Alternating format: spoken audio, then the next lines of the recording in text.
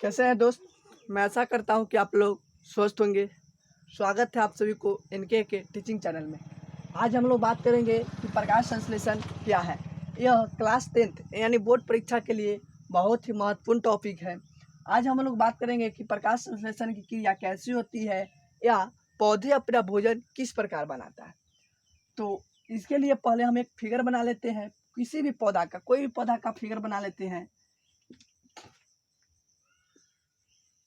यह है पौधा।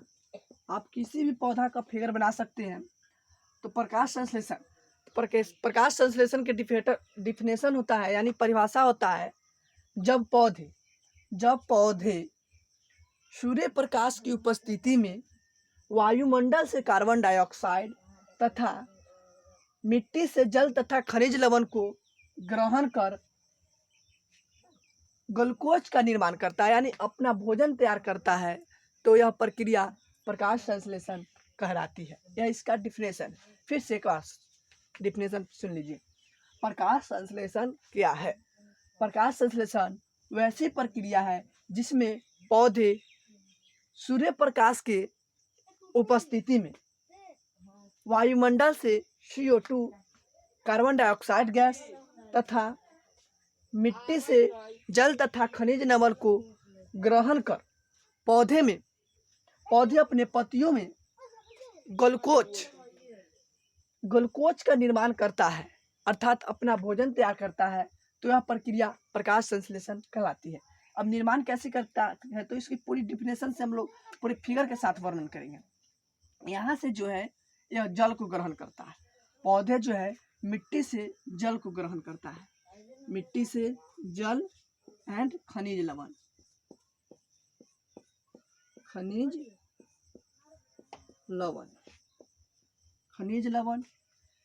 फिर वायुमंडल से, या मान लीजिए एक वायुमंडल है, फिर वायुमंडल से क्या ग्रहण करता है तो वायुमंडल से CO2 यानी कार्बन डाइऑक्साइड गैस। फिर यहाँ से मान लिया कि यह सूरज है, तो यह सूर्य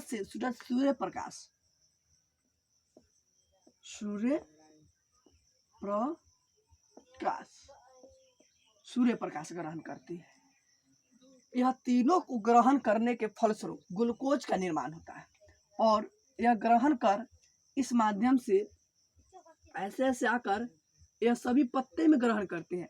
पत्ते में एक छोटे छोटे छिद्र पाए जाते हैं जिसे स्टोमाटा या रंध्र कहा जाता है। इसमें आप देखेंगे कि छोटे छोटे छिद्र पाए जाते हैं जिसे कहा जाता है रंध्र या स्टोमाटा। तो इसके सहारे यहाँ पर क्या आता है, जल को ग्रहण करता है, उसके बाद सूर्य के प्रकाश, उसके बाद वायुमंडल से CO2 गैस ग्रहण करता है। तो ग्रहण करता है तो इसका स्ट्रक्चर इस प्रकार बनता है 6CO2 प्लस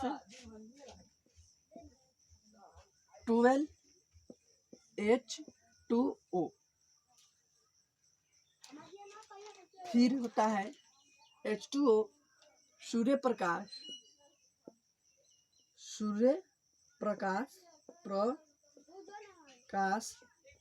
सूर्य प्रकाश पटा में chlorophyll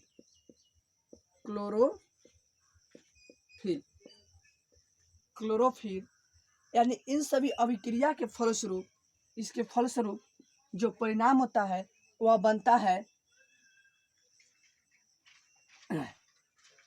C6H12O6 plus 6O2 plus 6H2O।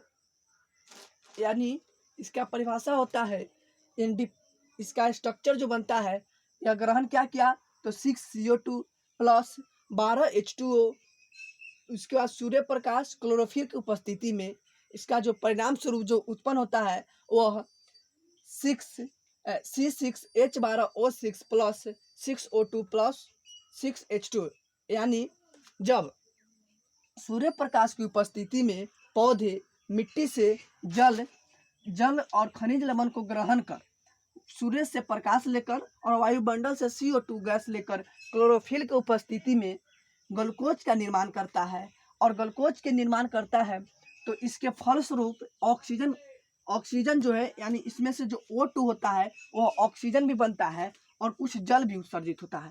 तो इसके परिणाम स्वरूप हमें क्या मिलती है? जल उत्सर्जित होती है, उसके बाद ऑक्सीजन मिलती है, उसके बाद पौधे से जो बचा हुआ होता है ग्लूकोज, यानी C6H12O6, जिसे हम लोग कार्बोहाइड्रेट भी कहते हैं, जिसे हम लोग फिर फल या पत्ती के रूप में ग्रहण करते हैं। यानी यहाँ पर ग्लूकोज का निर्माण होता है, फिर फलस्वरूप ऑक्सीजन निकलता है, ऑक्सीजन, फिर जल, यानी परिणाम स्वरूप इतना चीज इस पौधे में बनता है, और पौधे जो है कुछ ग्लूकोज को अपने शरीर के विकास में लेती है और ऑक्सीजन को छोड़ देती है, फिर जल को भी छोड़ती है। तो इसके ग्लूकोज, यानी जो पौधे ग्लूकोज का जो उपयोग करता है, उसके बाद जो बचता है उसे हम लोग फल या पत्तियों के रूप में ग्रहण करते हैं। तो आप लोग फिगर से समझ गए होंगे। अब इसका हम लोग डिफिनेशन पर बात करेंगे।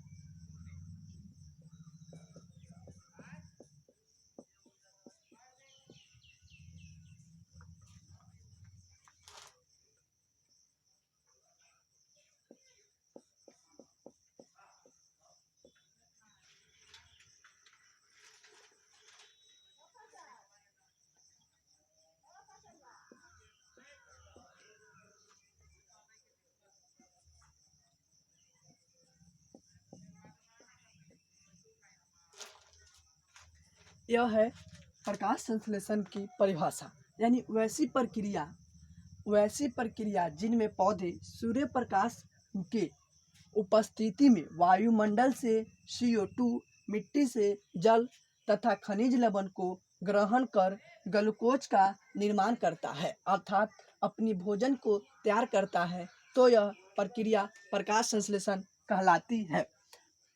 इसका जो है समीकरण होता है 6CO2 प्लस 12H2O, सूर्य प्रकाश, chlorophyll product C6H12O6O2 plus 12H2 का निर्माण करता है। यानी प्रकाश संश्लेषण प्रक्रिया के फलस्वरूप पौधे जो है वह ऑक्सीजन को निर्माण करती है, उसके बाद ऑक्सीजन को निर्माण करती है, जल को निर्माण करती है, और फिर ग्लूकोज यानी परिणाम प्रकाश संश्लेषण प्रक्रिया के फलस्वरूप ग्लूकोज का भी निर्माण होता है और ऑक्सीजन का भी निर्माण होता है, और फिर जल का।